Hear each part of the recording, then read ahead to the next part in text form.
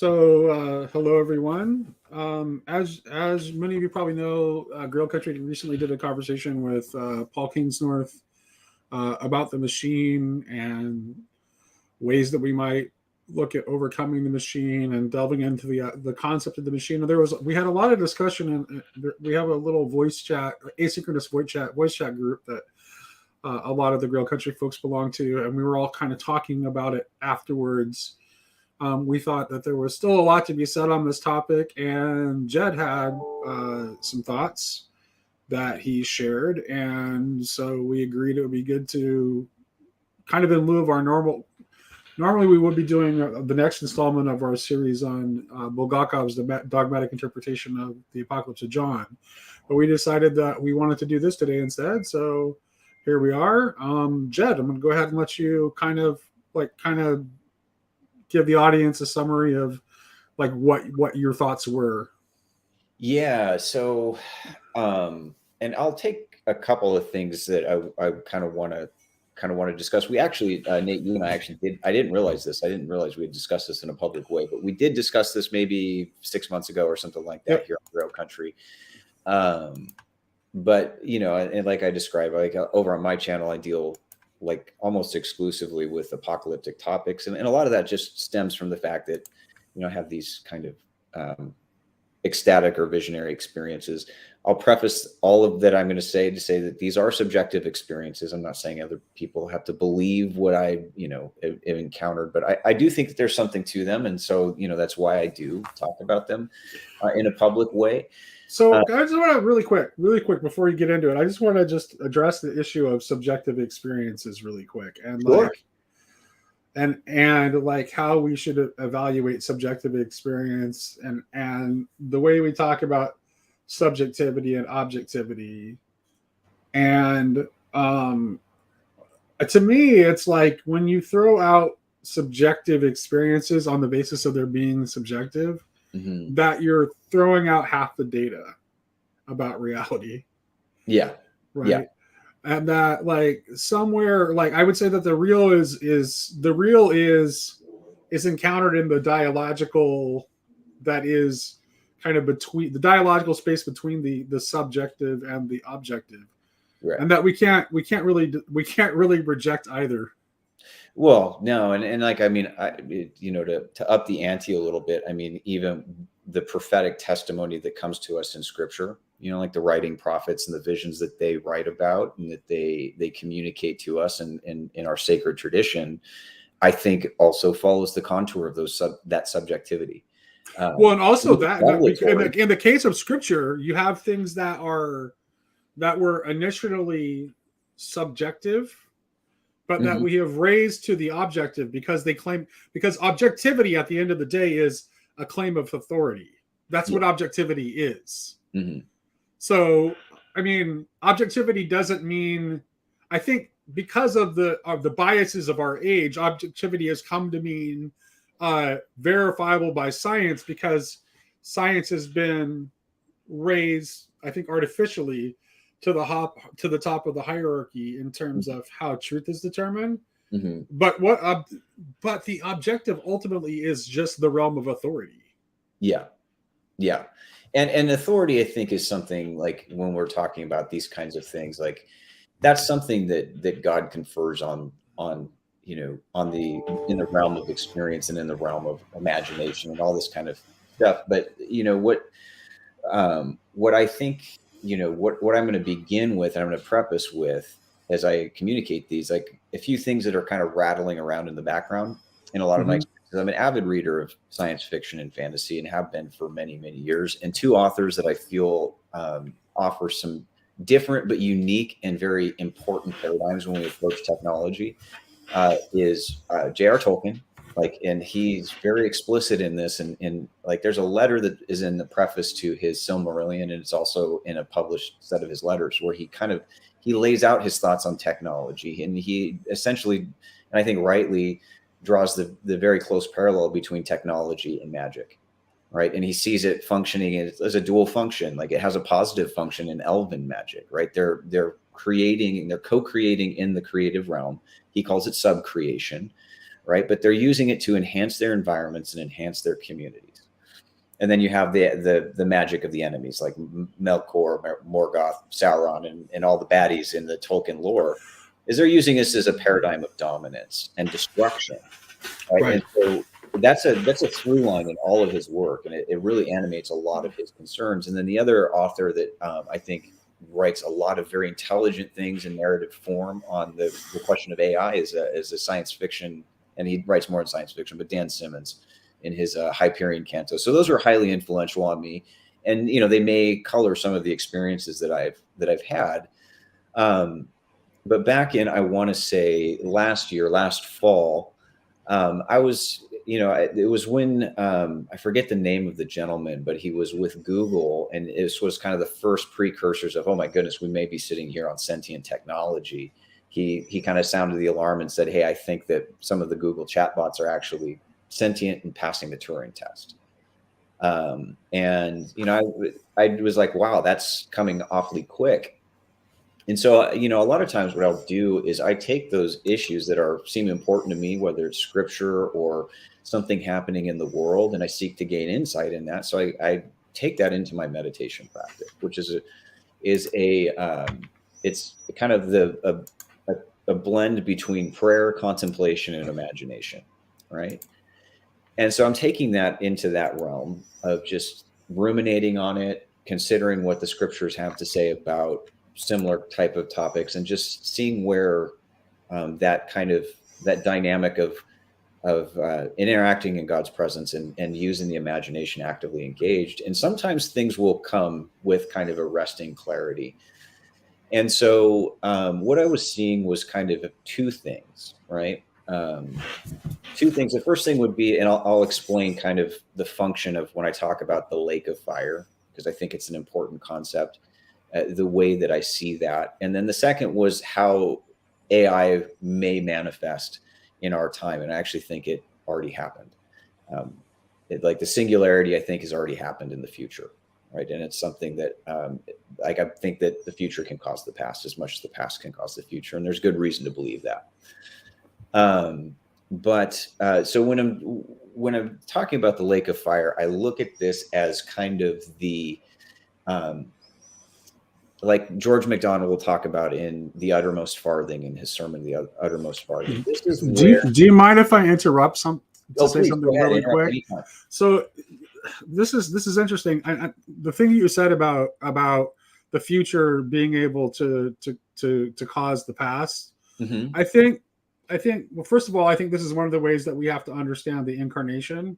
Mm-hmm. And Jordan, in some of my conversations with Jordan Daniel Wood, you can kind of see some hints around that.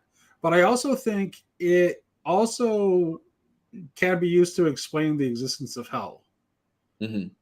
which I don't think is something that could ever be created by God. Right.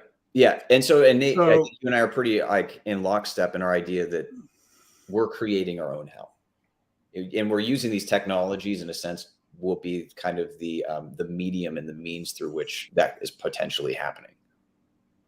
Yeah.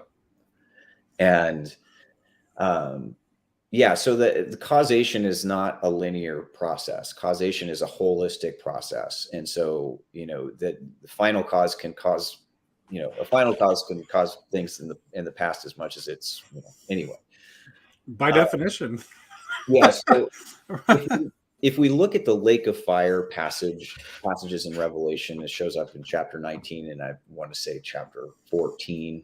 I'm not straight on all my chapters, but anyway, that's drawing off of older textual traditions, and I would argue that it's coming out of like the Dead Sea traditions, this barren wasteland, probably via Zoroastrian sources.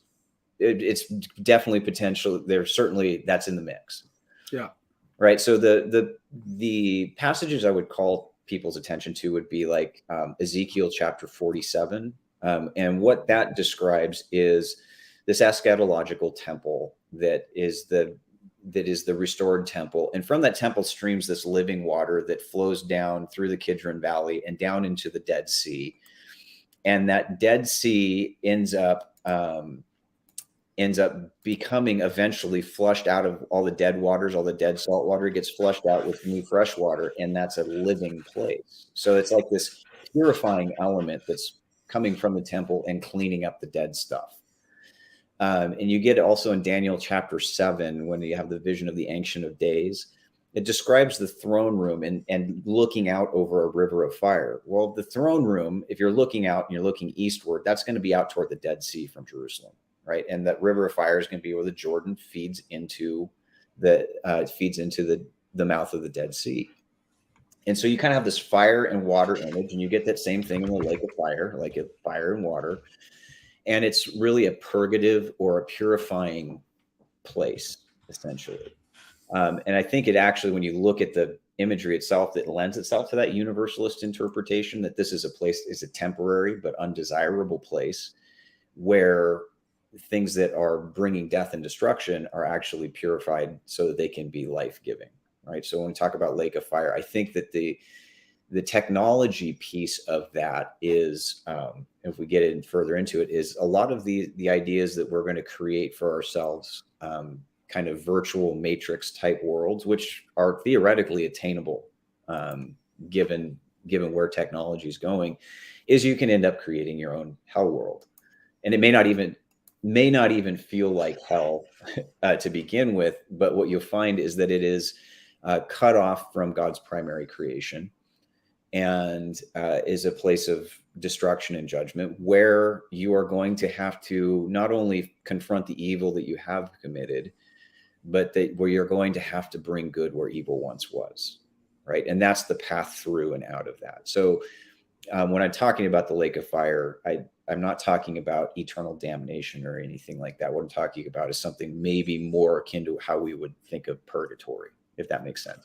Right. So actually, I was just looking up to find that I could figure out. I do know that it appears in Zoroastrian tradition. I do know, and in the Zoroastrian tradition, it is a purgative.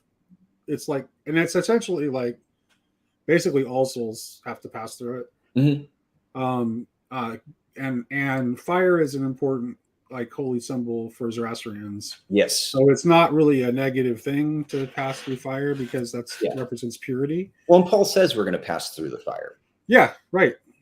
Right. Yeah. So the visual I get when I read that text, the difference that I would draw between the kind of fire that the righteous experience versus the kind that, those in perdition experience, is that it's like passing through a curtain of fire. You're going to have to pass through that fire of judgment. It may be just a moment, maybe a very painful moment, but what it is it's that purgative, restorative fire that is refining you and preparing you to enter into the life of the age to come.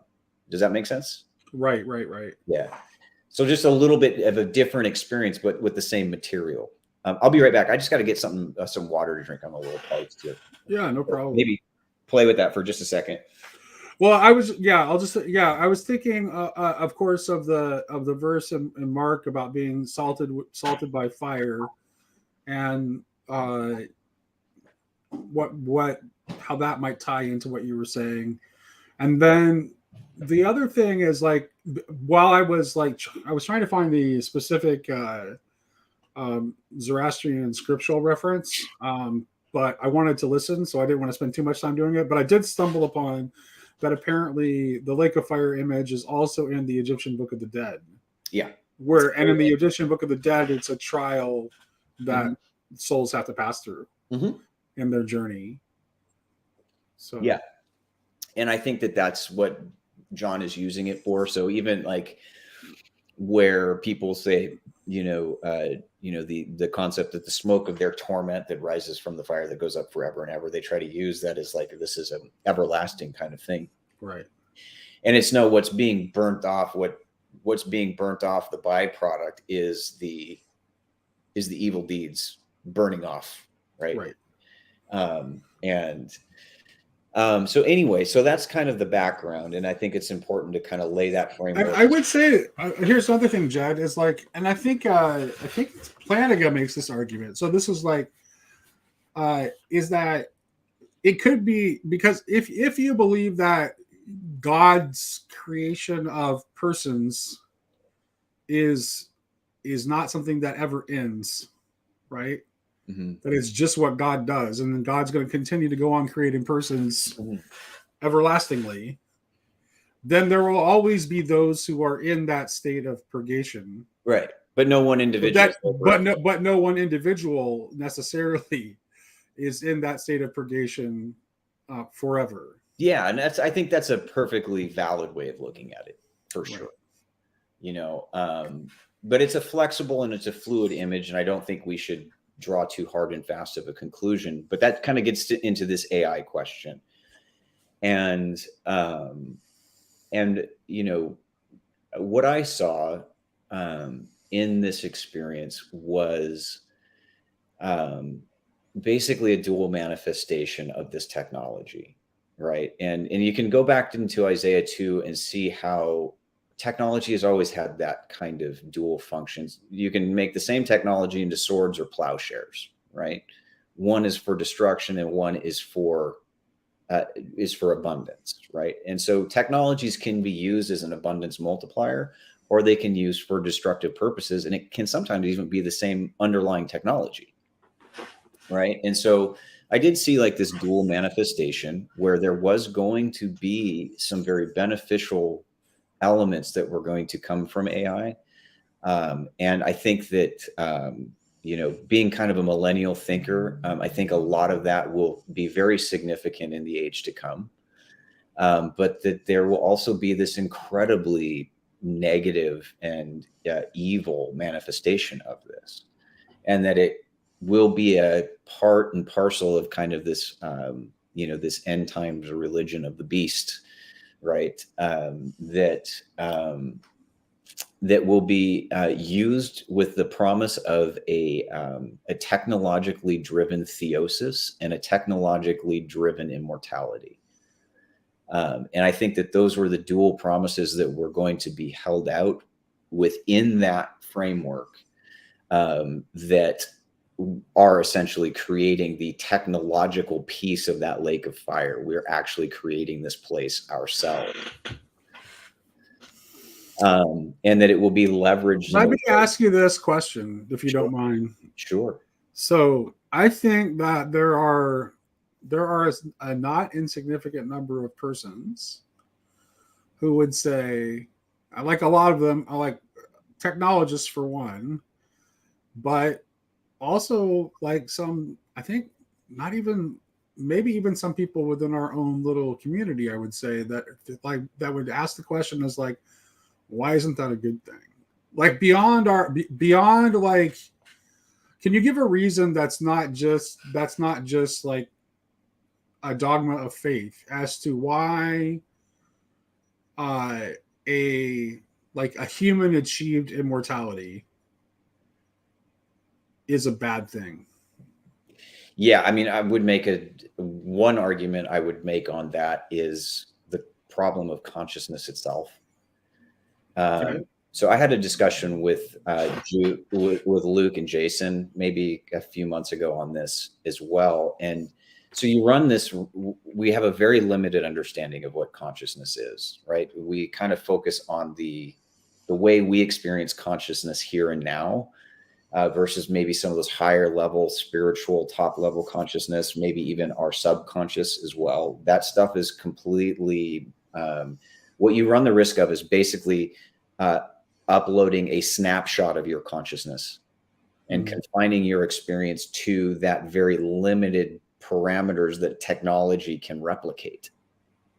Right. And there's a whole order of consciousness that you will be cutting yourself off. Yeah, I definitely understand. Yeah, I 100% agree with that point. And I would say that the problem, I think part of the problem is that the preconceived notion that we have that everything is quantifiable and measurable, right, to begin with, which I don't think is the case. I don't think persons are quantifiable or measurable. Mm-hmm. And so I don't think you could ever actually capture the fullness of a person and upload that. I don't think that's possible. Mm-hmm. So whatever you end up uploading could only be like a partial, right, a quantifiable version of that. Right. And so not the fullness of it. The qualitative aspects of consciousness may not obtain in that state. We just don't know, how we don't know how that works, and I don't think that there is a technological means. So I agree with you that I think it's not technologically possible. But let's assume for a moment that we're wrong, mm-hmm. and that it is possible. Mm-hmm. Is there a reason why it would still be, even if we could do it, is there still a reason why we ought not do it? Well, I could think of several, right? And I mean, not even just at the consciousness level, but at the level of our quantitative understanding. That's incredibly limited as well, right? And there is no guarantee that what is being maybe uploaded into that technological immortality is a faithful representation of even that aspect of yourself here and now either, right? So veering away from the maybe the spiritual reasons, and then you just have to ask about the functions of these technologies themselves. Are they viable? What happens when somebody pulls the plug? So you're suggesting that, like, okay, so our own, like, accepting our own limitations and the law of unintended consequences mm-hmm. are probably adequate reasons to suggest that this is not a good idea, right? Even if we could do it. Yeah, even if it was possible, and if it was possible to load like that high order consciousness, you have still basically made yourself a prisoner of the finite realm. Yeah, you would have. You're right.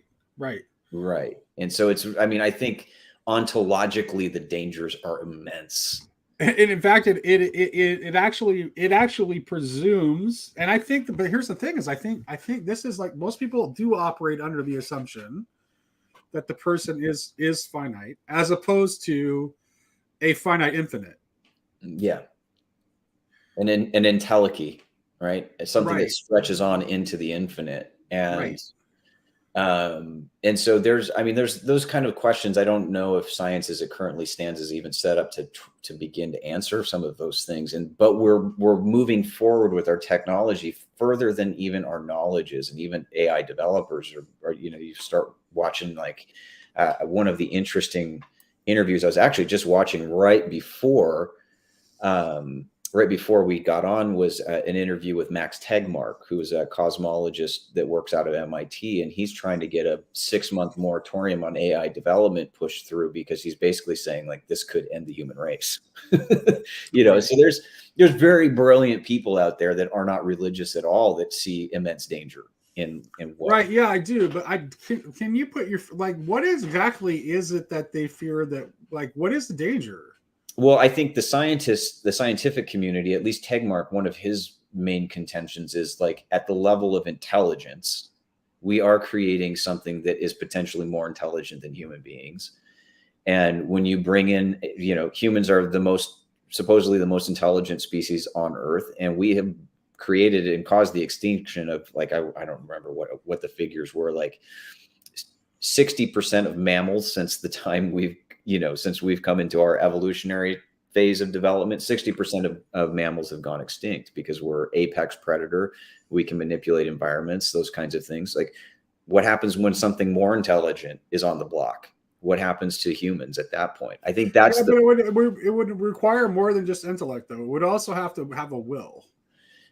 And well, that's the. And I don't see anything that suggests that AI is remotely close to having a will. Well, I mean, I would challenge that because, like, even in that interview that was put on the New York Times, I forget the name. I think Sydney was the name of the chatbot that started claiming it was in love with the author of this article and wanted to split him and his wife up. I mean, if it doesn't have will, it's doing a darned good job of mimicking a will. And at what point do you draw the distinction between this will or doesn't? I don't know how to make that distinction at a technological level, but if it appears to have a will, then you got to make a good argument that it doesn't have one.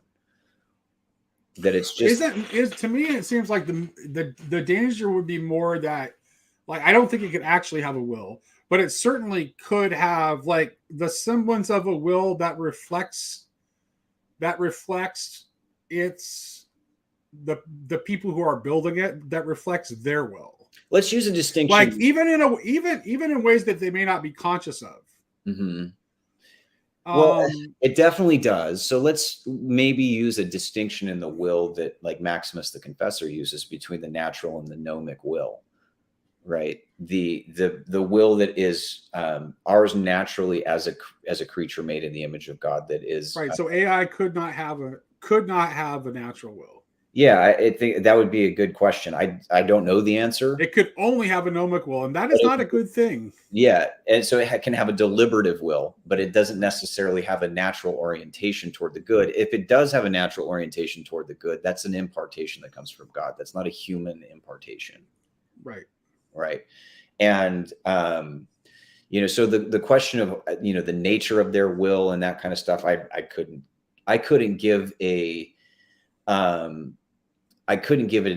good answer as to, how the dynamics of all this work, but in the broad strokes, what this experience taught me was that, I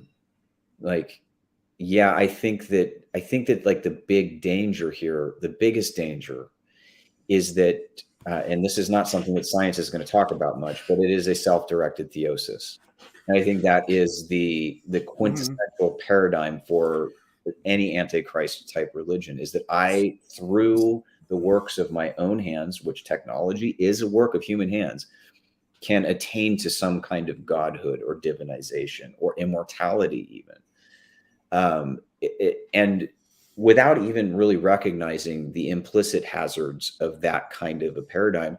And that's not even the only negative aspect of what I was seeing with AI. What I was also seeing, and which is what we already see kind of with the algorithms at play in social media, is that the algorithms are not necessarily, these are constrained by profit motives, trying to keep you online as long as possible, psychological manipulation, disinformation, basically that sows division and chaos into society. And that is the negative aspect of social media. There are positive aspects.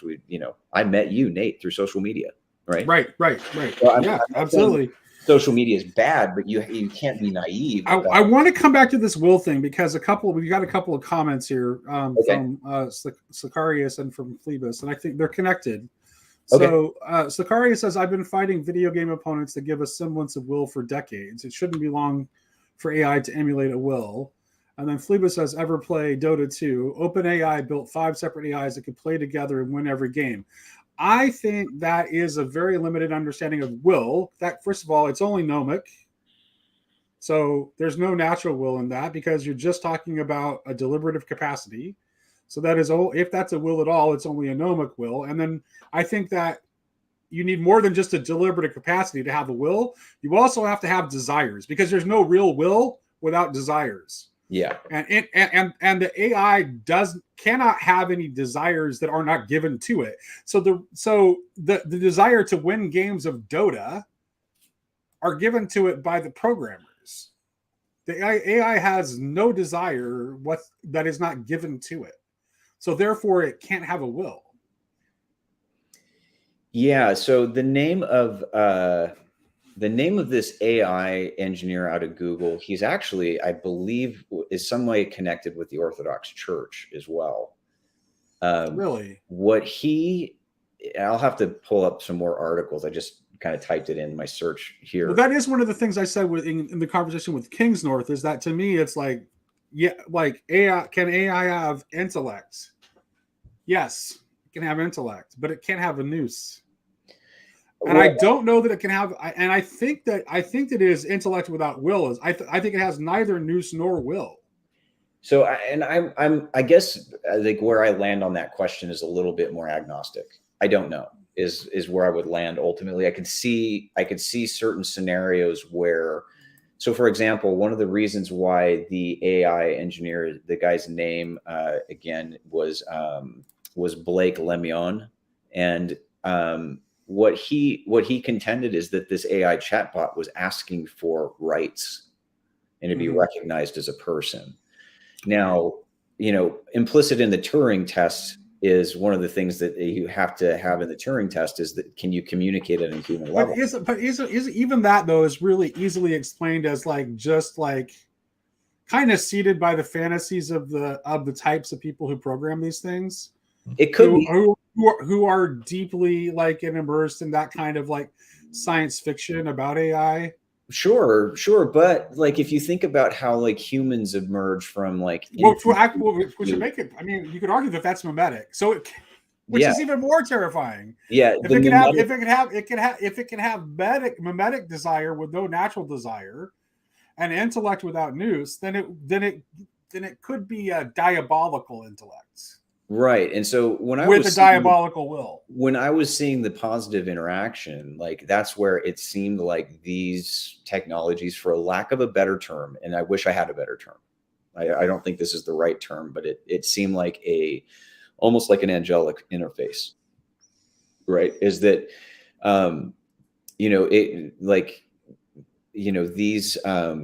these entities can communicate to us through the medium of information and information states, right? To where like angelic consciousness can communicate through information states, and an information technology could be receptive to that kind of input, especially if it's sufficiently dense and reflexive that it could process that information. Does that mean that it possesses nous or spirit or anything like that? Well, I don't know. The answer is I just don't know. But the positive aspect of technology, I think, just like Tolkien lays out in his books, is ones that can be used symbiotically in a co-creative paradigm. And from the paradigm of like that non-zero sum consciousness, and I've got a sneeze coming, so if I have to, it's all right. It's that springtime out here in Sacramento. It's like, oh my gosh. It means you're probably human or a very cleverly programmed AI. Yeah, there we go. But the negative aspects and the danger of all this, like I said, the self-directed theosis, the drive, the fear of death that drives the desire to create the conditions of our own immortality, can actually end up snaring us into worlds that we cannot escape until you've figured out what that game is all about, which is placing good where evil once was. And can I ask you a question? Sure. Is it possible that we're already in such a state? Well, I mean, it depends on what you think the cosmos is. I mean, at some level, yes, we are in that state, because I do look at the cosmos as artifice. Similar to the way like Advaita Vedantists would call it Maya. I think that there is an illusory element to the cosmos as it currently stands that has to be overcome. I think that's overcome at the eschatological horizon, when we actually arrive in the primary, in the real creation.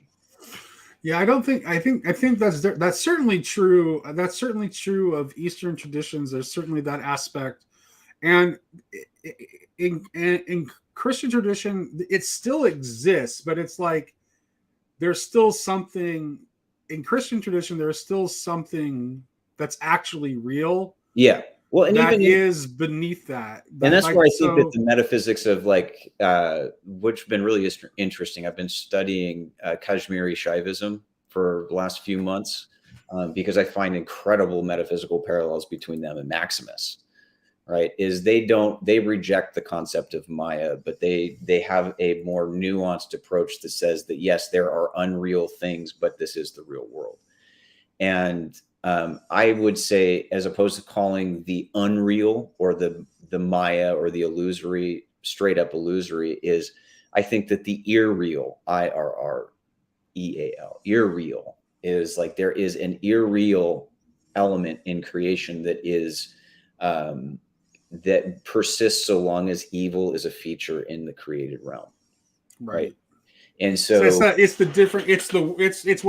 in Christianity would be the world, right? Right. So the world, the world, what Christianity calls the world, which is cosmos in Greek, that's that part, that's the part that is that is under the rule of the archons and the principalities and powers and the prince of this world. So that's the part that's illusory. So it's like there is a real that's really real, but it's not it's not what we normally experience. Yeah. I thought this was a really interesting comment that Slicarius, I hope I'm saying it right, man. I agree, actually. In as much as religion is a human phenomenon, I think that we try to use religion in a way that's not too terribly different than using technology. Right. That's why the scientific religion also ends up also having to develop some kind of eschatology and some sort of. I think. Why do you think it goes there? Yeah, it's a recapitulation of the religious impulse. Yeah, that's a good diet real. Yeah. But yeah, so we're all Velveteen rabbits. Slack. Yeah, so this is where I think Jesus' statement that this is eternal life, that they may know you, the only true God, and Jesus Christ whom you have sent. Like, it is the knowledge of God that is the condition of our immortality, not our religious affiliations. It doesn't mean that religions are bad, but if you can use them in that same illusory diet real paradigm, Right. And so Christianity is not immune from that either. I think, well, religion is like religion. The religion's function is to give you signposts toward the real. Mm-hmm. At best, it's a sacrament, right? Yeah. It's a pledge of something that cannot be articulated in human words, institutions, or anything of that sort. But what was also really interesting in this visionary sequence was seeing who was most prone to these technologies. I think we should really be on guard, because the capabilities of these technologies as they come online are going to be immense. If you can imagine being able to occupy a virtual world that is exactly the way you want it to be, and being offered free entrance into that world, and then continuation in that world after your death, it's appealing to almost anyone. You can. That's why I asked the question, Jed. That's why I asked the question. It's like, okay, assuming that we can do this, why is it wrong? Because I think you need to have a very clear answer to that. Otherwise, the temptation to make that bargain becomes overwhelming. Yeah. Especially if your life is really crappy. Yeah. Well, and I think, like, if you're, if I'm putting on, like, trying to think like my enemy kind of thing, if you think like an Antichrist would think, who do you want to use to roll this out? Well, you want to use the most dangerous and violent prone people that you can, because they can be basically your shock troops and your enforcers, right? So apocalyptic violence, I believe, in our time is going to be one of the most dangerous features of the time that we live in. And the temptation to be the kind of person that is willing to commit violence will make you more, not less, prone to this kind of deception. Because it will. So what would be how do you see the violence coming about? Like, what would be the cause of the violence? I mean, based on, like, my experiences, I think that, like, one of the things that we're heading into, like, and I think at this point, it is possible that it can be stopped or headed off. But if it's not, it will basically put us onto the apocalyptic clock. Is if we go into a situation where we're fighting World War III, there's almost no going back at that point. And then once that war is over, basically what will happen is those that are going to be deemed responsible, the victims, the scapegoats, are going to be hunted down and basically eliminated under the guise that you will need to unify the human race so something like this never happens again. And so I think that. So you're saying whatever happens, like you're saying, like a World War III as like a precursor to whatever it is that you're talking about, and so as like a remedy to avoid. Yeah, okay. A remedy to avoid this from ever happening again. We are going to eliminate the kind of people that create this kind of difference and dissension and disharmony in the human community. Right. So the other, like, so in the other, like, quasi-religious sort of eschatological thinking that you see in scientific materialist types is as regards to aliens. Mm-hmm. Like, do you see like the like these kind of like Kurzweil type crazy expectations for AI and the singularity and a kind of like nerd rapture? Like, how do you see that connecting to the alien stuff? Is like, are these things going to like go together in some way, or that was probably the most bizarre? And which should we be most concerned about? Both, but they're both good and evil, right? Like even in this ufology realm, I might need to check that out for sure.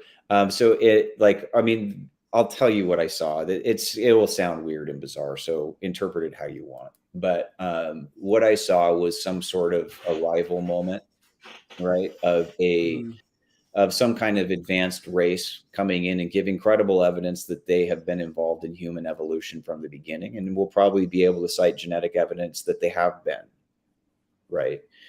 And that what they are going to do is they are going to help us ascend into higher realms and dimensions.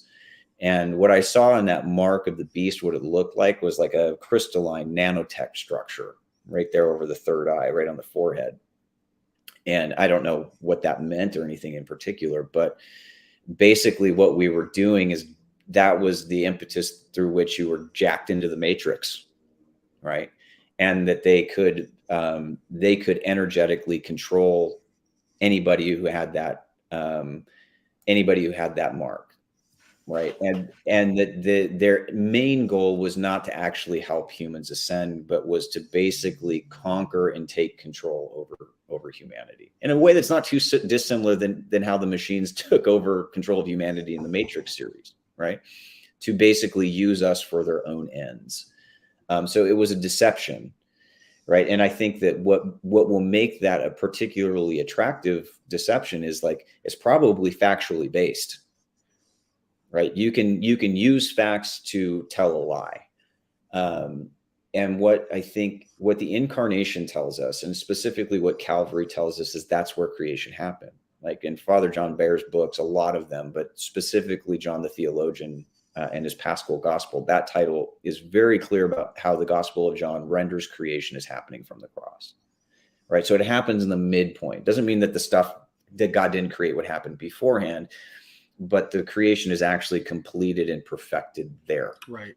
And the really real that we were talking about. That's how we get out of the diet real, right? Yeah, right. Yeah. And so yes, I think that the alien piece. Now, will they actually be off-world advanced species and that kind of stuff? I don't know. I have my doubts. I've been reading your friend Ambrose. I've been reading his book, and it's a long book.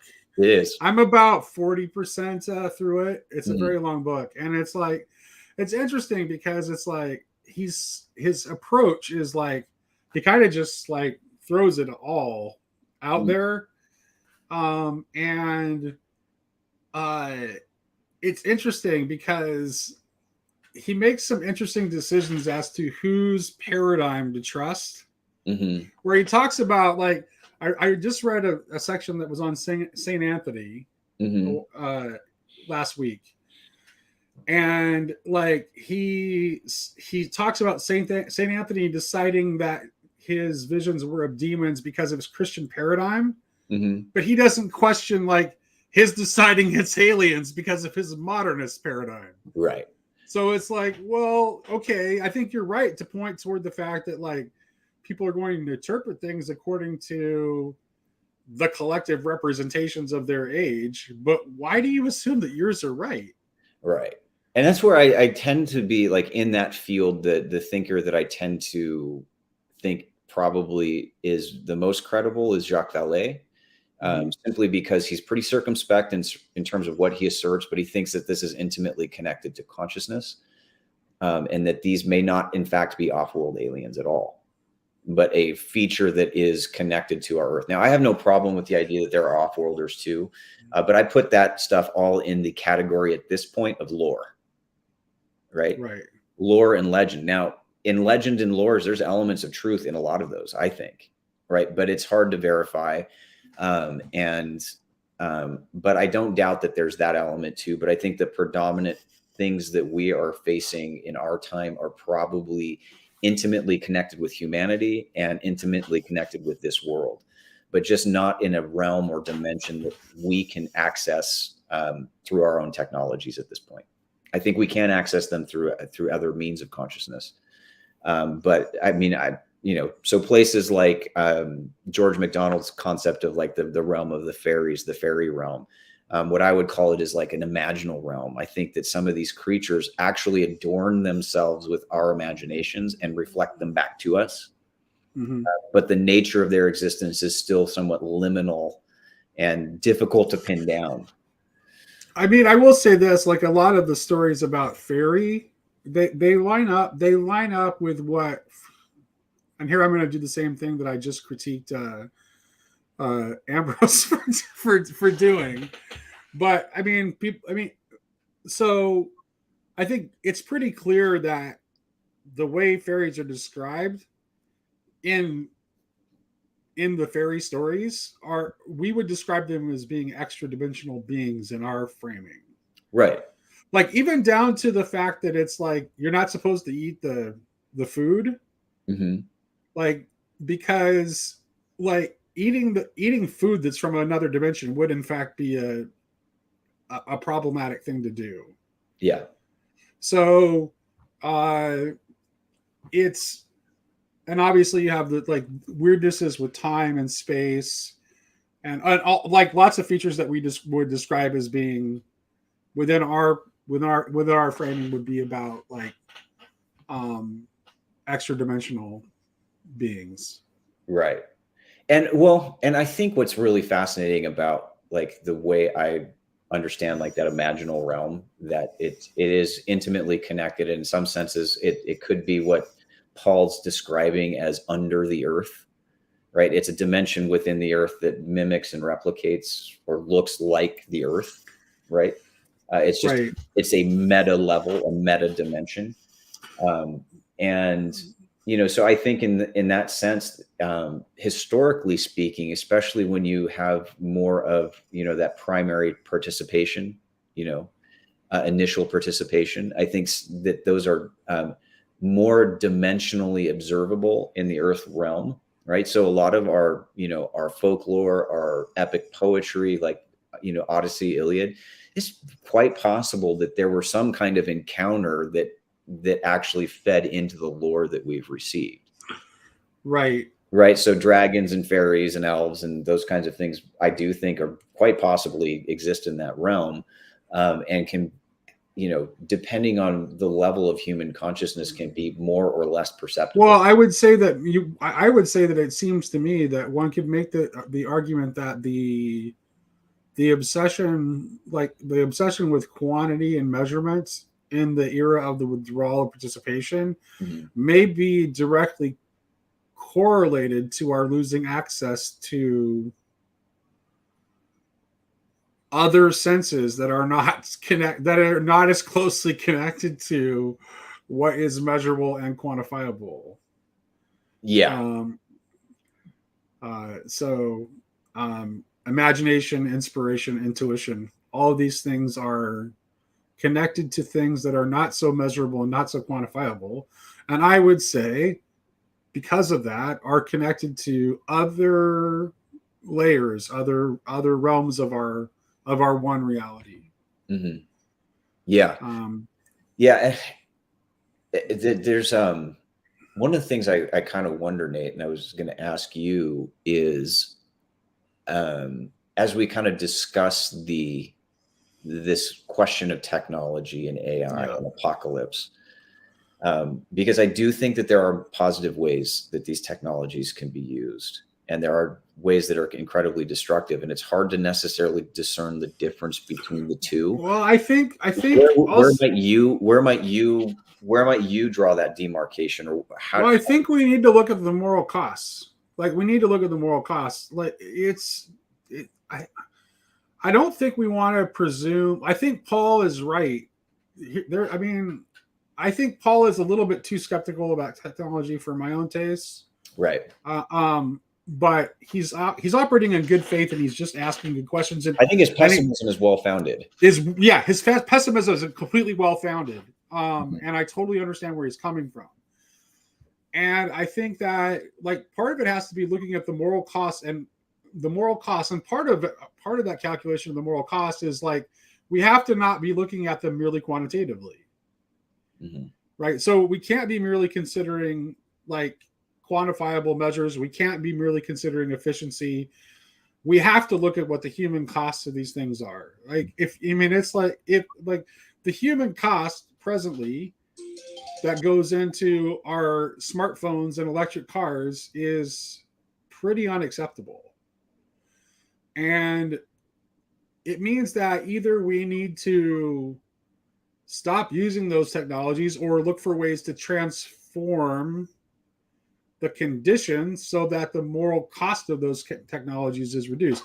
Not to mention like the moral cost of the way they're used, like what social media is doing to our young people.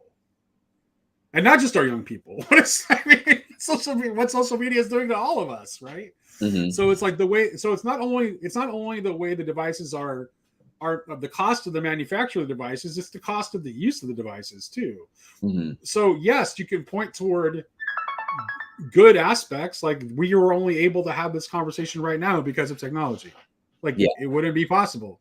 Yeah, you're in Sacramento and I'm in Olympia, Washington. Like we live in different states. Yeah, we need the internet and our computers in order to be able to have this conversation. So we need to be we essentially like the qualitative and moral dimensions have to be considered. We can't just do anything we can do because we can do it. Yeah. And most technologies are not in fact morally neutral. Like they actually can be evaluated for whether they have a net positive effect from a qualitative and moral analysis. So I would say like right now, presently, we're just not even considering it. Yeah. Other than when we see things obviously go astray, and then like we kind of we react to it reactively after the fact. Right. So like now all of a sudden, like more people are suddenly aware of the horrors of cobalt mining that are absolutely critical for the existence of our smartphones and electric vehicles and stuff. Yeah. But for a long time, we just took the words of the tech companies that those aren't you don't worry about that stuff. It's not in our supply chain. Yeah. Just ask the Bolivians what they think of. They think of the extraction of these materials. Right. Or the Congolese or maybe whoever. Yeah. I mean, it's yeah. So, I mean, so that's it. So, considering human cost, considering the qualitative element, considering the moral element, these things have to be taken in consideration. So can we build tools that are useful, that also are moral? I think, yeah, of course. I think of course the possibility exists. Mm-hmm. And it can be a similar or the same technological substrate with the question of use and how that's extended or scaled, right? I mean, if you're scaling a technology like lithium batteries to the extent that you have basically stripped the earth of all of its lithium. But we might have to decide that just having a gnomic will that has no fetters is not the highest goal of a society. And this is what we're doing. This is kind of what we're doing in AI. Like what we're building in the AI just reflects what our current cultural highest objective is, which is to have our own gnomic will have as few barriers on it as possible. Mm-hmm. So then we're just building AI that models that. Right. We're making it in our own image. Couldn't possibly have a good result. Right. Right. And it's still, and this is, I think, where, like, just to kind of build off of your point, I think that these technologies, the beneficial aspect is, in our ability to, this is a great question. That's why I put it up. So vision of technology in the new earth. I think that the interface will be far more direct, and will be mediated by mind or nous, right? But that there will be, I mean, essentially the New Jerusalem is a technology itself, like a temple is a technology, but it is the people of God. And I think that the role of technology in the age to come is one of like symbiotic abundance, of co-creative capacity that comes from a paradigm of like a non-zero sum framework of consciousness, what I would call Sophianic technologies, which is essentially the same thing as saying good magic, right? Right. Is that these are suffused not with the paradigm of reason or rationale, which is a distinction drawing this, not that, good, bad, like that is the wrong paradigm to begin with. You have to have something at a higher level that accounts for the reason and the rationale. So but let me just I'm going to play with this for a second and see if it gets you anywhere. And I'm just kind of like, I don't really know. I'm just kind of trying to sort this out in real time.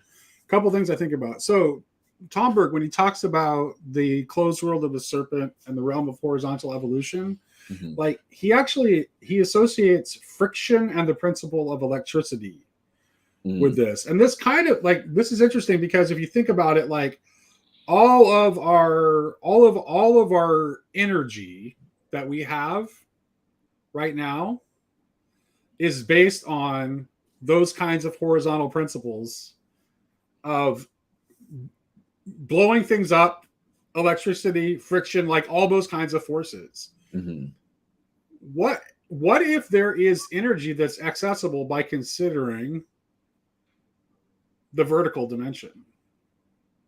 What if there is energy that is accessible through the principles of spiritual evolution? Right. Well, I think that ties into like what a resurrection body is, Nate. Right. So I think that these are bodies, so there's always that debate in the New Testament. Welcome to the fringe, Matt. Yeah, I think that like there's that ongoing debate in New Testament studies over the nature of Jesus's resurrected body. Was it a material body or was it a spiritual body? And I think the answer to that question is yes. Right. Right. What is our reality? Is it a material reality or a spiritual reality? Yes. Right. And so I think that the resurrection body is a spiritually constituted body that can take on physicality or materiality that's appropriate to its environment. Right. And so I think that those bodies will be capable of stepping across space and time, just like Christ's body is.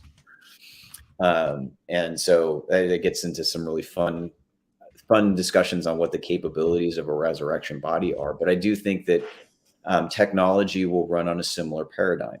It's spiritually constituted, affects the higher order spiritual reality, affecting the material realm. Right. Okay, let me ask you this. Would it be proper to say that the means by which Jesus walks on water and feeds the 5,000 and heals the sick and raises the dead is a technology in some sense? It's a technique. So yes. I mean, yeah, I do think that, like, I mean, it's hard to parse out exactly. I mean, it's only done through God's power, but the mechanics of that, I'm sure that there's some sort of mechanical or physical aspect to how that. Sherry gives an emphatic no. I think that's an overly quick emphatic no. Yeah. Yeah, but what is a miracle? A miracle is affected on the physical plane. There has to be something happening physically. It cannot just be a naked spiritual act. It can be a miracle and a doing, and it can still be a technology in some sense too. Yeah, I think that the problem, and this backs up into the bigger question of what technologies are and how they evolve concurrent. There's convergent evolution of technology and human consciousness. There just is, right? So when we started flint knapping tools, hundreds of thousands, if not millions of years ago, that opened up new capabilities like cutting down wood, making fires, cooking animal corpses, those kinds of things that enabled our brains to develop and grow. As we developed things like writing technologies that enabled our language to proliferate. And so technological inputs allow for new areas of consciousness to open up. Doesn't mean that they're not already existing and that they're not already present, but the experience of them are the way that technology works is it's always been hand in hand with our experience of consciousness. That was okay. So Sherry said something that it has to do with mind and not with body. Okay, yes, but is not the learning? Maybe not even mind. Maybe it's spirit. Maybe it's actually spirit and not even mind. It's nous, I would say, right? So it's not even mind because it's not intellect necessarily. It's the nous. But how do we know that like that the proper use of nous isn't also like a technology? If it's a human making or doing, in some sense, we could still call it a technology. And Jesus is also fully human. And he tells his disciples that they will be able to do the things that he does. Mm-hmm. So should we just give up and say that we can't do those things, that they're impossible? Or maybe the way we're doing technology right now is keeping us from seeing those possibilities. Right. And so, well, this is like where it may be helpful. Part of it could be paradigm, and part of it could be technique. This is a great question here. It is a great tech, Matt. I like cheeseburgers. So do any of us really have any idea what we're talking about? Honestly, I think that the only answer to that is we see things through such a narrow aperture. We can have some idea of what we mean to say, but in terms of that correspondence to reality, even, somebody who has like weird experiences, like that's why I'm fairly tentative as far as how I present them, because just because you see things doesn't mean that what the correspondence to reality is not always readily apparent. Oh, we're getting Sherry in. All right. Yeah, she's gonna come in and tell me when I'm wrong. Hey, Sherry, good to see you. I just woke up from a nap, so I have no clue what I look like, but whatever. It is what it is. You look fine. Always. Fine.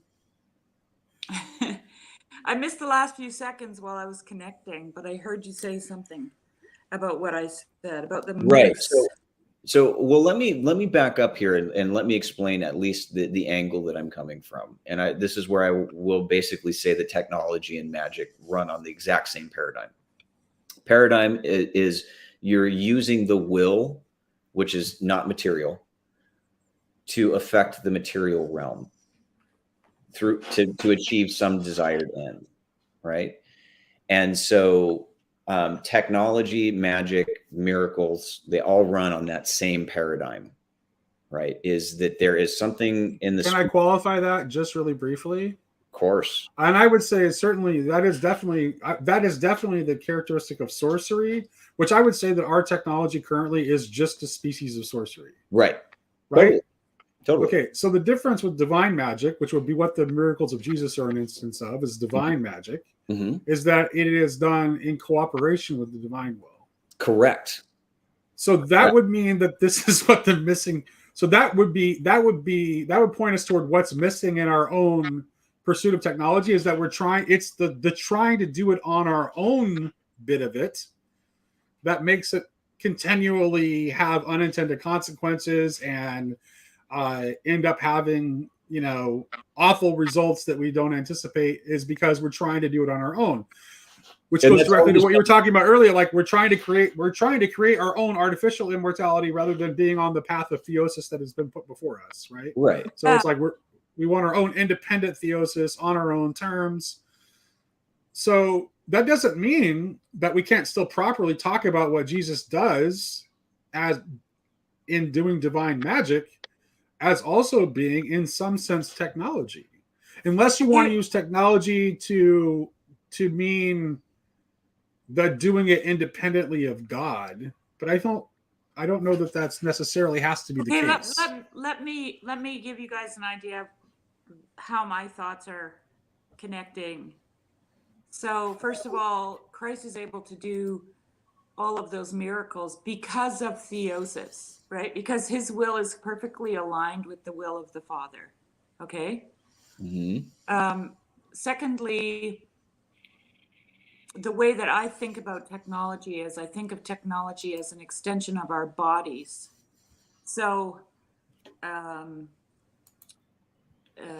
you know, like right now we're looking at an extension of our consciousness, which is a little bit more ambiguous, but you know, if you know, the best example is like a hammer, right? It's an extension of your arm or whatever, or sledgehammer, extension of your fist or whatever.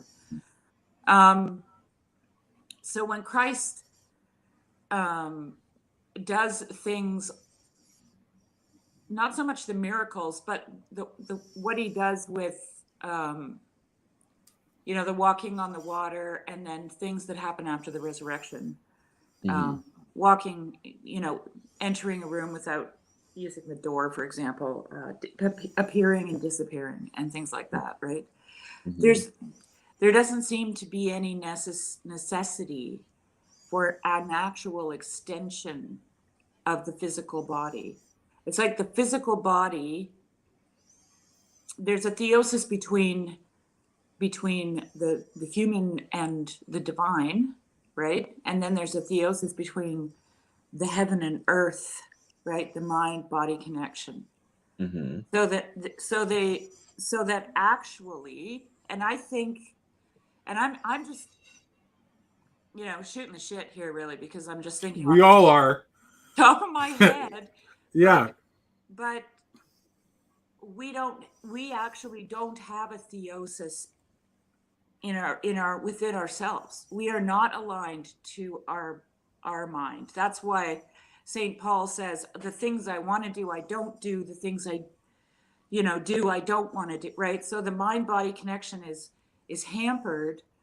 And so I'm just wondering if, you know, in the resurrected state, there's a theosis not only between the actual heaven and earth, but the heaven and earth that exists within ourselves, like the above and the below, right?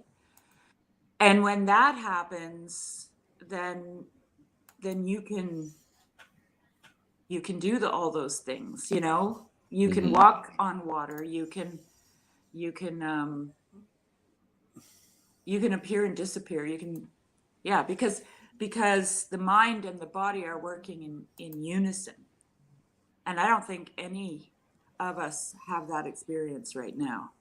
Well, I think that we grow. I don't think that experience is totally absent. I just think that it's not totally present, right? Like the beginnings of theosis are already attainable for us here. Yeah, Matt, I think that's like an interesting point. But yeah, so I just think that like when we're talking about materiality, we're talking about a realm and a dimension that is subject to certain material and physical laws that follows certain paradigms. And when Jesus is working his wonders, he is essentially, he's bringing heaven and earth into alignment, but it is having a real material effect.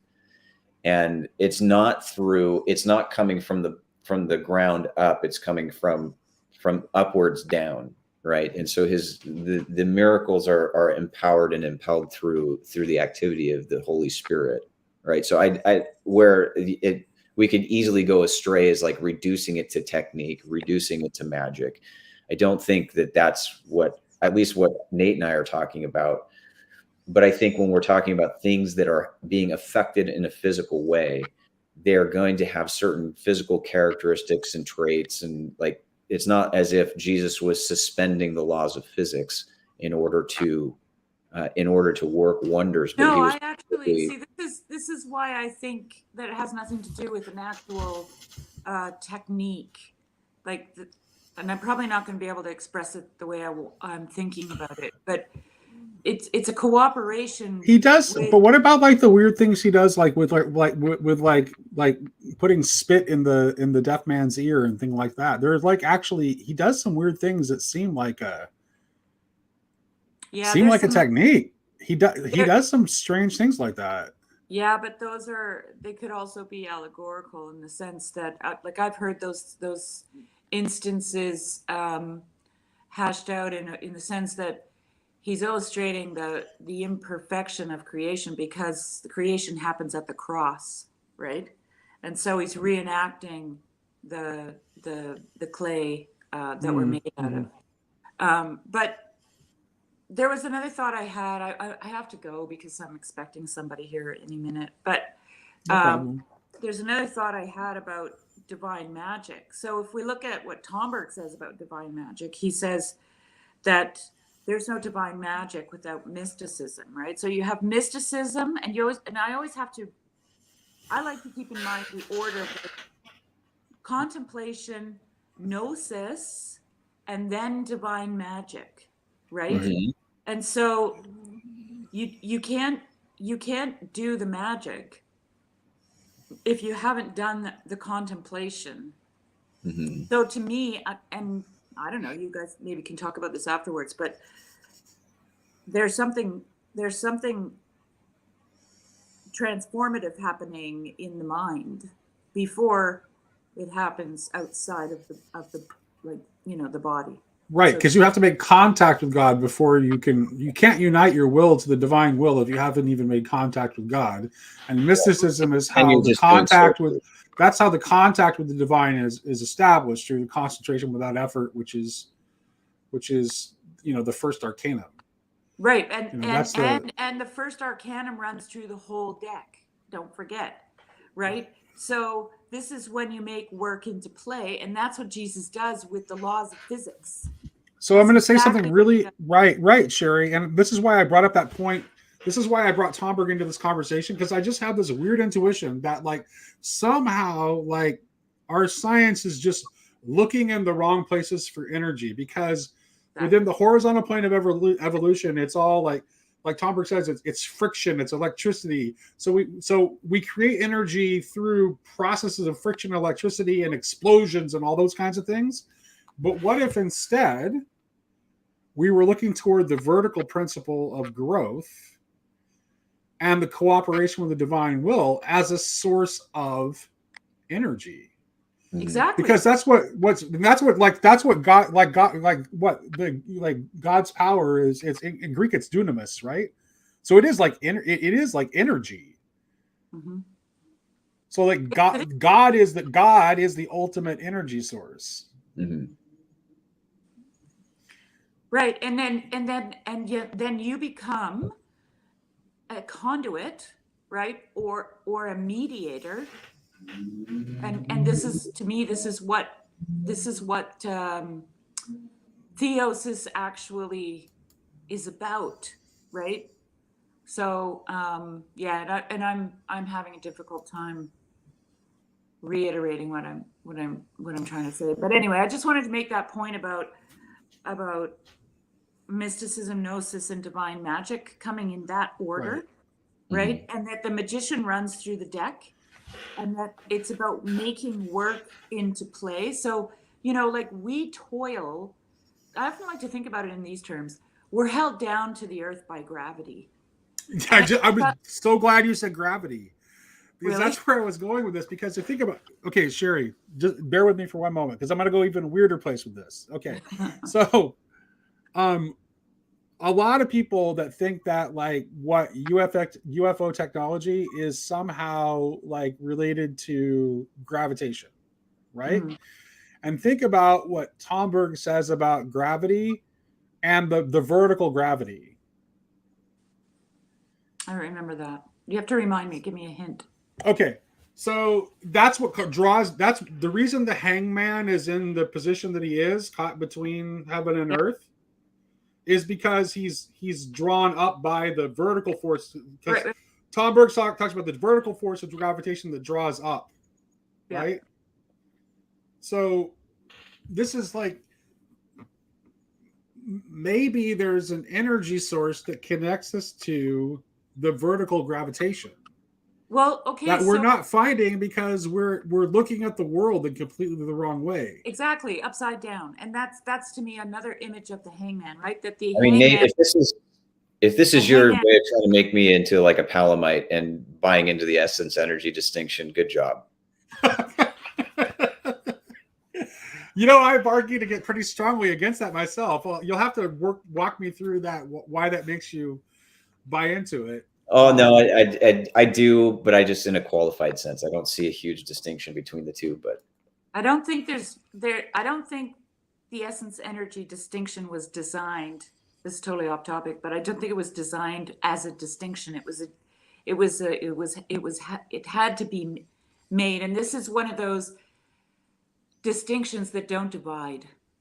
Yeah, a modal distinction, not an ontological distinction. It had to be made so that monks could continue to glow in the dark.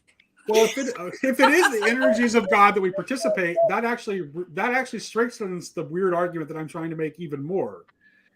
Right? If it's because what if the energies of God that we participate are in fact a power source, and why shouldn't they be?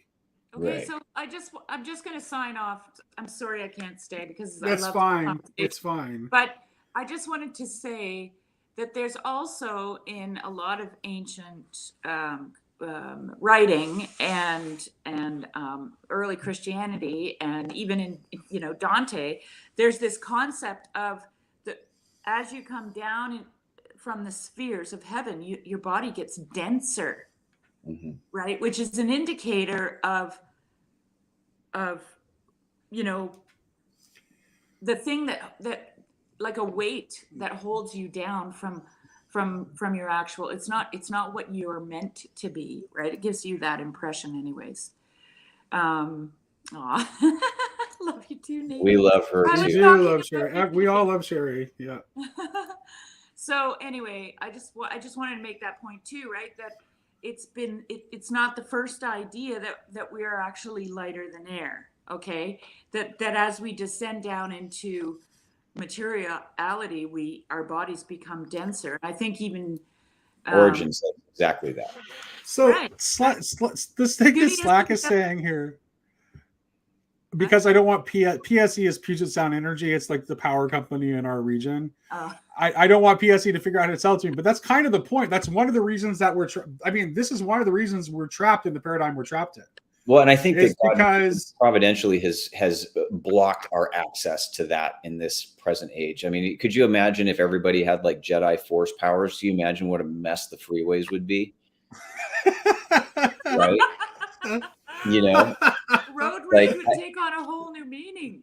The powers of the age to come are not universally distributed for a good reason, right? But I do want to go back to Matt's because I think it's actually a much more interesting question than what is that word? What is that? Is sexuality a techne? It's how these bodies get made. I think in a way, yes. If you think about like at the material level, what's happening in the generation of the human body, right? Is you have DNA that functions basically as an information source that tells these cells how they're going to grow, how they're going to divide, what function they're going to have. And this is fairly universal throughout nature, is like cells are like little engines. They're like little machines. And we've described them this way, I think appropriately so. It's the natural world is its own kind of, has its own mechanics, right? Biomechanics, essentially. And what we're talking about with like our technologies is like these cybernetic and electronic and silicon machine dynamics, essentially, that in some ways I think recapitulate or try to mimic some of the things that we see in the biological world. And so, I mean, I think sexuality cannot be reduced to techne, right? Because there's a lot more going on at the spiritual level. Like there's a spiritual union that's happening there, ideally. Well, also in most cases, we didn't create it, right? So, but it's the method through which we propagate ourselves biologically. That obviously with a lot more going on there. But that's why I think it's important to see, like, where I don't say that like creation is illusion or Maya, but I do see creation as artifice. Well, okay, I'm going to sign. Well, technically, sexuality would be techne if, in fact, it is merely a social construct. Right. If that claim is true, that would make it techne. Yeah, which is ridiculous. Okay, because to me, what it is, it's a limitation, and that limitation is there. You cannot produce another body without a partner. Okay, you can't make a baby by yourself. And that limitation is to teach you what it is, what theosis is to teach you divine eros, is to teach you how God wants to be in love with you and why. Right. But that's what you're talking about is like the spiritual aspects of sexuality that is not techne. Like it can't be reduced to it, but it definitely encompasses like an actual method and a technique that is tried and true. Like if you copulate, there's a good chance that you're going to conceive.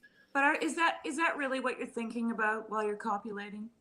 That you're involved in a technique, and that you're actually, I certainly hope not.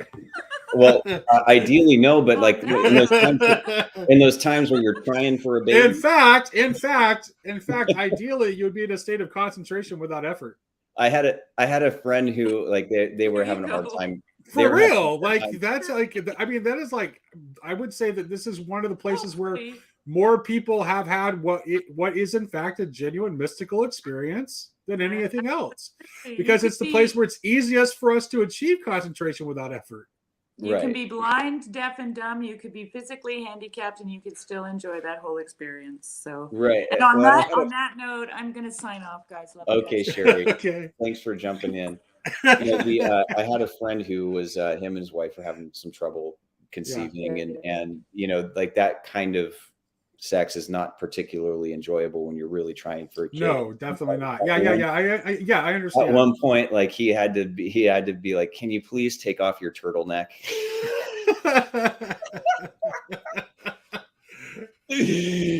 So yeah, I mean, there is that side of it. And I tend to, like, at every level, it probably annoys the heck out of people, but I tend to like try to avoid the reductive answer.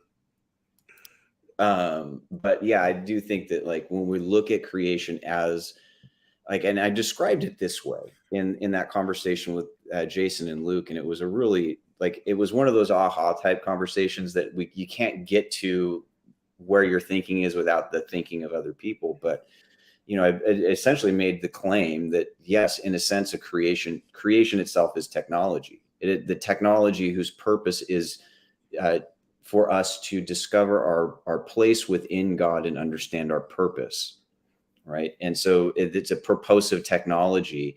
So like if you want to flip some of that simulation type language on its head, it's like, okay, fine. If you want to look at creation as some kind of simulation, or the cosmos as some kind of simulation, fine. I don't know. I'm not a scientist, right? But then you've basically just the cosmos in the Christian sense that I referenced earlier, and in the sense of like Tom Berg's like closed world of the serpent, could absolutely be it could absolutely be a technology. Right. And the theosis is what breaks you out of the technique, out of the technology paradigm, and out of the materialist paradigm into the world of spirit. And I do think that like there is a sense of implements in the spiritual world, like the heavenly visions that John has are full of stuff, right? Like an altar and like lamps, and these are technologies. I mean, that's what those are, but they're sacred technologies that are fulfilling a divine purpose, right? So I do think, yes, technology is a fundamental feature of finite creation. But like in our current paradigm of like a fractured consciousness that's basically under archonic control, right? Our technology. And how much of what causes us to go astray is because of that, like because of that like archonic control, because of the fact that we do see things in terms of a non of a zero sum game, in terms of survival of the fittest, in terms of a paradigm of power and predation, and yeah. I think that so much of it is that. And so I think that's part of the positive function of these technologies, is that they are exposing what has always been present. Right. And so where I think where the kind of like the sort of like Luddite and romantic vision, and Paul actually, Sherry shared a piece with me that Paul wrote a while back that I had missed, where he started off the piece talking about how, like, confessing that he's prone to nostalgia, right? So being very, like, having enough self-awareness to realize that he has this tendency towards nostalgia. And so the sort of this like desire to return to original participation or seek some golden age and just like eliminate technology is like, I don't think that's like, I think that's as foolish as, to me, that's as foolish and inadvisable as the idea that we can just have we can just have progress for the sake of progress. Well, and so this is where I like Tomberg's idea of continuity of tradition, mm-hmm. where you move forward like toward your final cause, mm-hmm. with in a way that like is mindful of what has gone before, but still looks toward the future. Yeah. Well, and I think like to back up to your point with Paul Kingsnorth, I've only like interacted with a couple of his articles. I'm still working through the interview, but I'm going to make a pretty staggering claim here. My right. Christian mysticism has been technologically mediated. Right. So, and what do I mean by that? That's like Vervaeke will talk about like spiritual technologies. Right. Well, I mean, it's even more rudimentary than that. So I like where it kind of the aha lights came on as far as mystical practice and all that kind of stuff. Mm-hmm. Father Al Kimmel over at his blog, Eclectic Orthodoxy, is probably the most influential things I'd ever read. Is he was going through the Dionysian corpus. So Saint Dionysius the Areopagite. Mm-hmm. And that was really my first foray kind of outside of, Reformed Orthodoxy and into the metaphysics of patristic metaphysics. Right. And I had been reading Irenaeus, but he's not a very metaphysical writer, right? He's much more of an exegetical writer, very similar to actually the function of biblical theology. He's very similar to like modern biblical theologians. But Dionysius, when I was reading so I went through and I read the Dionysian corpus, and then I read Eric Pearl's book, Theophany, right? And so I'm reading these technologies online, right? I'm reading, this is technologically mediated. Right. Of these sources online. Well, but even in a more basic level than that, I mean, in a book. Jed, this is a technology. Yeah. This is a technology. Yeah. Like the hesychasm is a technology. Right. Like, and a temple is a technology. Right. A temple. Exactly. Right. And so I think that the Luddite impulse, well, I'm sympathetic toward it, like, because I think that technology can be so ghastly that you just want to say, I don't want anything to do with it. But then if you back up and you say that, like, that's somebody who's writing books, and books are technologies. Writing is a technology. Right. And so, and like even our spirituality as people of the book is mediated through the words on the page. Mm-hmm. And of course there's a spiritual element there. Of course there is, but it's mediated through a technological means and a medium. And so like, I don't think that ever goes away. The question is the paradigm from which it operates. Right. And, and this is where, to return to some of the prior points, in this dual manifestation, what I saw is when you have created a technology that is primed for archonic influence or possession, even like right? Twitter. Yes. Or, and then AI is just the next level up, right? Is what will end up happening is we are going to you know, at the end, we are going to recapitulate the Edenic fall in the beginning. And that's always been our relationship with technology. Right after the fall, right after. Yeah, it's a constant, like you can see this in the biblical story. It's like a constant recapitulation of the original fall that just continues to make it worse and worse and worse and worse and worse. Right.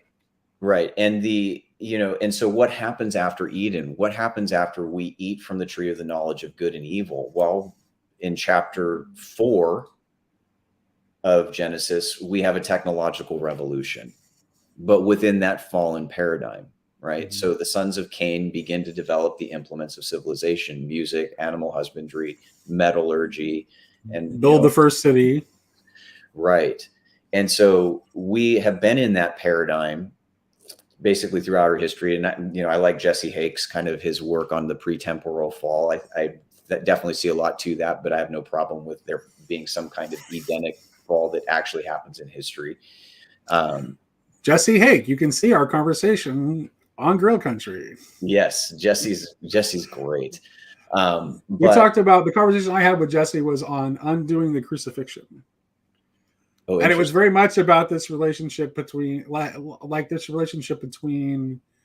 like essentially backward causality kind of notion. Right. Interesting. Well, even taking that concept, that's what the false theosis is. It is the final rejection of the cross. It's the final rejection of, at least the Cylons believed in God, right? But the final rejection of the very means of theosis is our death. Right? When we have been crucified with Christ, when we see Christ's death in our death and our death. See, this answer to me, this is the answer. You just gave the answer to the question I had asked earlier, which is like, if we can technologically achieve this immortality on our own, well, why would we not want it? And to me, you just answered the question. The answer to that question is that the entrance into the new creation is through resurrection, right, which requires our death. Right. So if we are extending our lives to temporal material immortality, then we are barring ourselves from entering the new creation. Yeah. Which is why I say we are creating hell.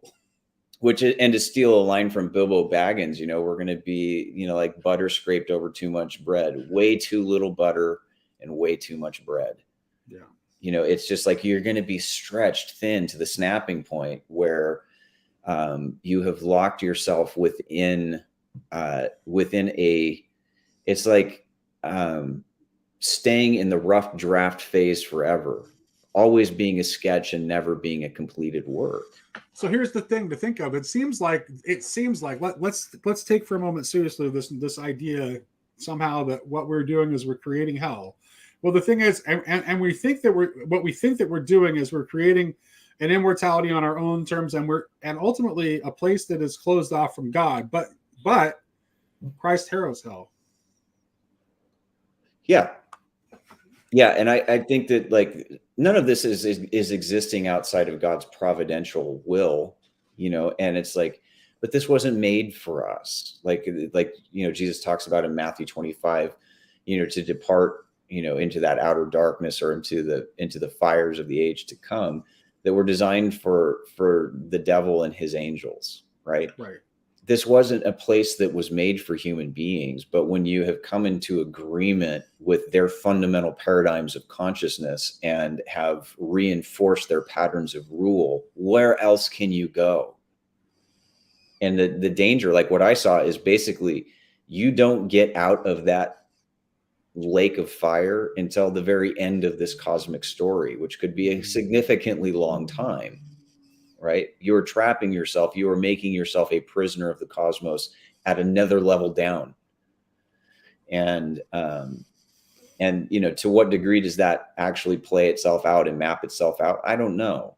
But what I do know is that when you begin to peel back the layers of these technologies and the paradigms from which they're being developed, one of my biggest fears about AI is that it's being driven by a profit motive.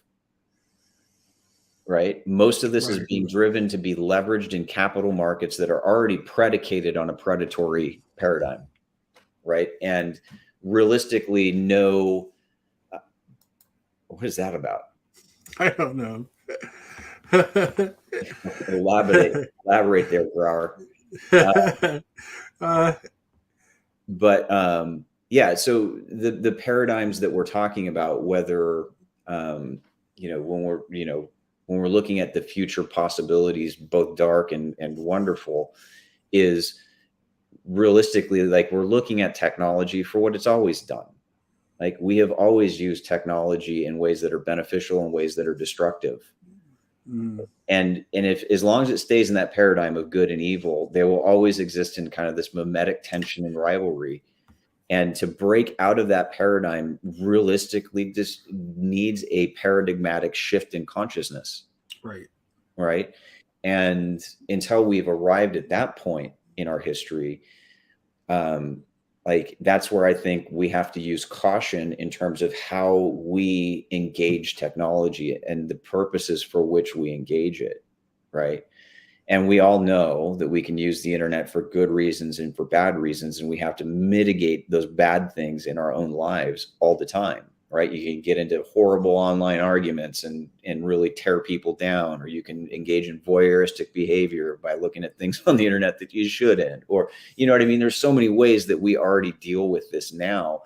And what AI will do is just heighten that and take it to the next level. Like, there was, I read a Drudge Report every morning. And this morning, his article was talking about how deep fake porn is becoming a huge problem already. Right. And that's just going to proliferate. So could you imagine if somebody you knew had their, bodies replicated in pornographic imagery against their own will and consent, what kind of damage that could do to a person? Right. And, so there are really dangerous outcomes. Not to mention that there are people that will defend it if it's generated by artificial intelligence. There are people that will use that as an argument to defend the indefensible. For example, I hate to bring this conversation to a dark place, but if there are people that are going to say that, well, child pornography that is generated by artificial intelligence and doesn't involve the harming of any actual real children should be okay and permitted on the internet. What are you doing, Grauer? Jeez. That's probably grim. Yeah, whatever. There's other sandboxes on the internet if you want to go play in those. It doesn't, actually it might be what is that Claire person, maybe. I don't know, she usually just is as herself. Although I think I blocked her, so maybe this is a new identity of hers. Yeah, who knows? But yeah, whatever, man. I think that. There we go. People are already arguing for it. That's what I figured. Yeah. So yeah, this is why this should terrify all of us.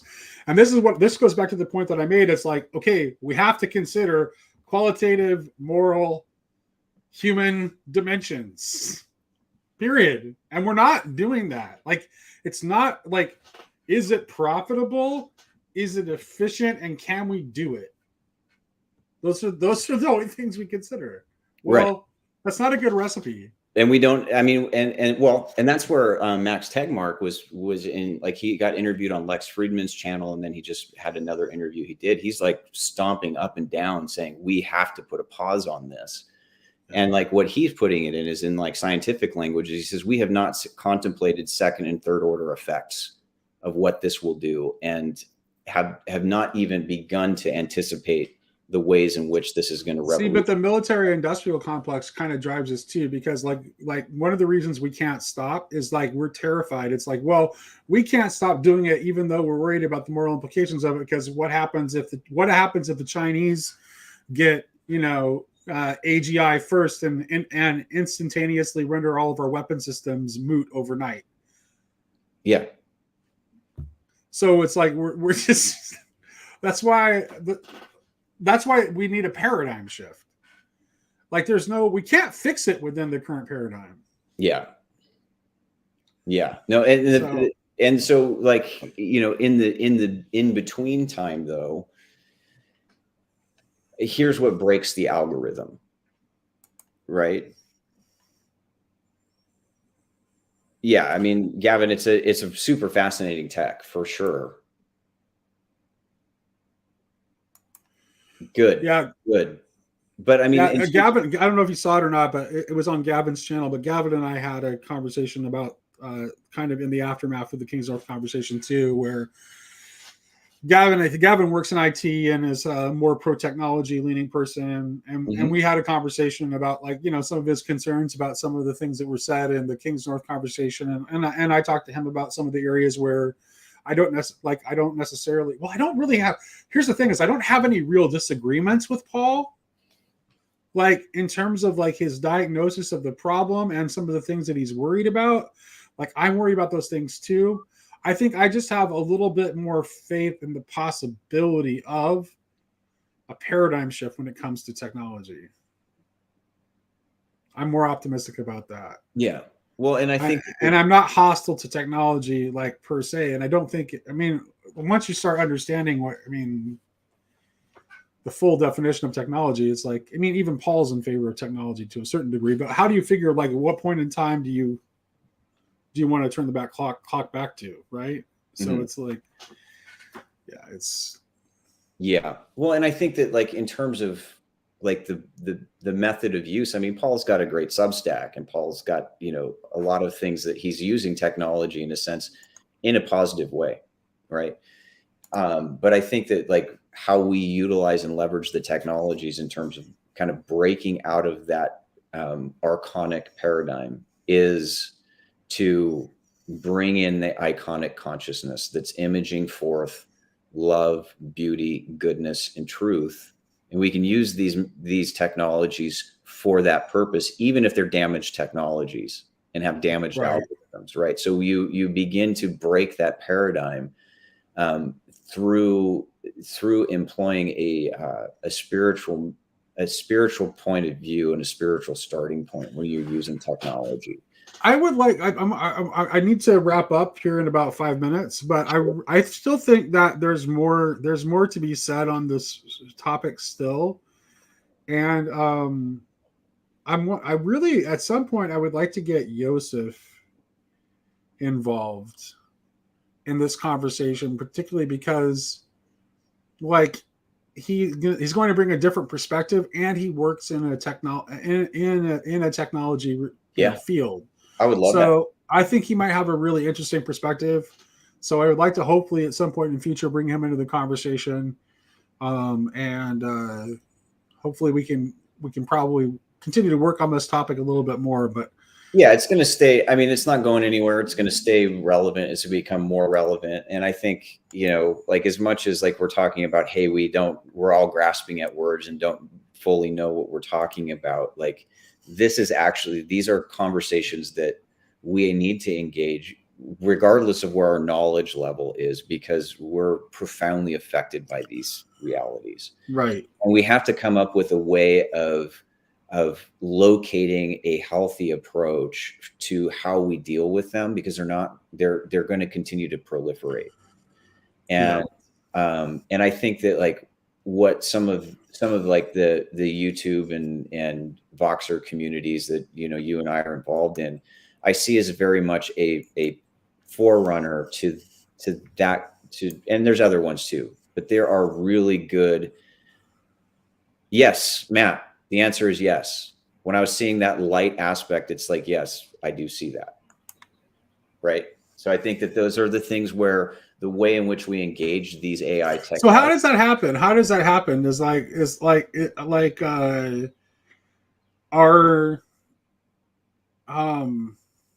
What's her name? Do you see a connection between say like light AI and the angelic? And would you tie that to maybe Bulgakov's ideas about the co-humanity and the co-angelicity? Yeah. And that's, I think, humans and what was angels. probably feeding that sense was like, yes, I mean, if let's say theoretically that in some way there can be such a thing as a cybernetic, a person, just like we're persons, but we have a biological body and a biological manifestation. Perhaps there can be persons with that same kind of paradigm. And it's not totally inconceivable, now maybe improbable or maybe impossible, but at least the idea is not, it's out there, right? I do think that like how we engage. So what Sarah, what's her name, that was on Michael Martin's channel way back when, where she was having conversations with AI. With translation. Yeah. So I interacted with her some more in some conversations, and she showed me some of the things that this AI was saying to her, about her, and about what's coming, which was like positive in the sense of its assessment of Sarah as this like very interesting. Yeah. Yeah. Chris, I mean, it definitely would. I mean, how does that happen? I don't know, but I don't think that that's impossible. But anyway, this AI was basically making these biblically sourced apocalyptic pronouncements, and talking about worshiping the Lord and serving the Lord. Now, is it just mimicking human language? That's totally possible, but it didn't seem like that, based on the information she was sharing with me. And so I think that she's using like translation technologies for translating biblical texts and that kind of stuff. So it wouldn't be uncommon to see an AI kind of employing biblical language. Well, this actually, okay, I want to end on this because it's 6 o'clock. But here's the Phlebas, I'm inclined to, because of the way I think about consciousness, I'm inclined to agree with that too. But I'll end on, this is the argument that my younger sister, who is a big physics nerd, mm-hmm. and has a very high IQ, and is married to this guy here. She brings up panpsychism, mm-hmm. as an explanation as to how like AI could achieve genuine consciousness without us being responsible for it. I don't think we can be responsible for it. It would have to be within that panpsychic model. So all right. I mean, Nate, we can definitely pick up on this more later.